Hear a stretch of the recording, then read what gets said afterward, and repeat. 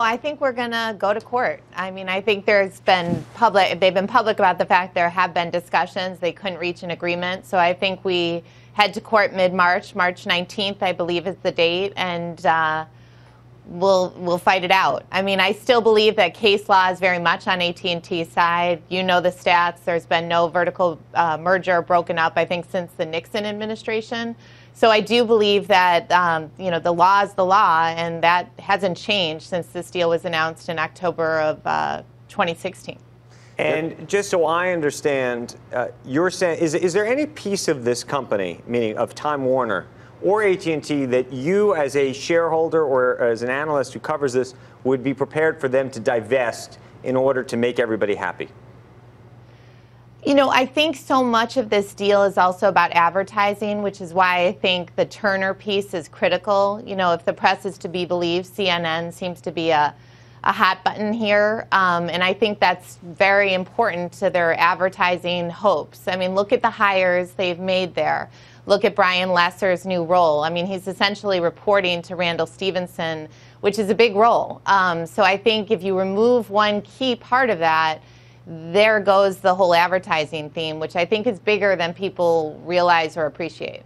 Now, I own this stock. This is a full weighting for me. It's a 5% weighting. I'm a big believer in Randall Stevenson and his executive team. I like what they've done. I've owned it for a long time. What am I missing? This is a vertical integration. It scares me that the government would bring a complaint. What do they got that I don't know about? This is what the whole world is wondering. Why would they bring this? What do they know that I don't know? And what do you think? And what is the probability coming out of this thing with CNN? Because I buy into your advertising issue. But What am I missing? Something clearly changed because, and it seemed to change right around early November. I don't know what changed. There's all sorts of conspiracy theories there. I'm not going to bring in politics, but something changed.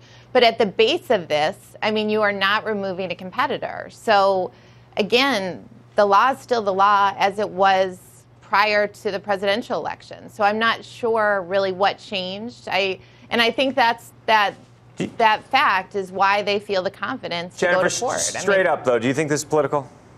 How could that be? I'm asking the question. Do you think this is really about CNN? I think something changed, and I don't know what it is, but it clearly changed in early November. And Macon, who now runs the antitrust department at the DOJ, right. You think he's disingenuous when he says that this is a philosophical argument? In his mind, he will say, look, we should police we should not be in the policing business.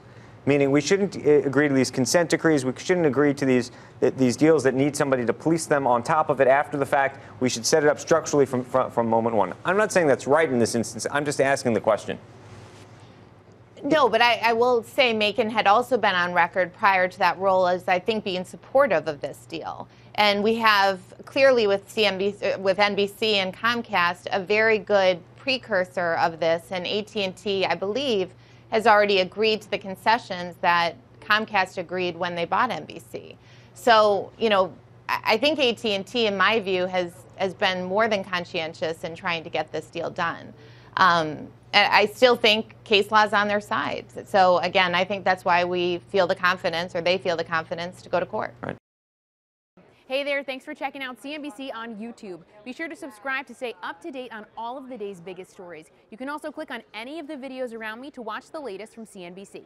Thanks for watching.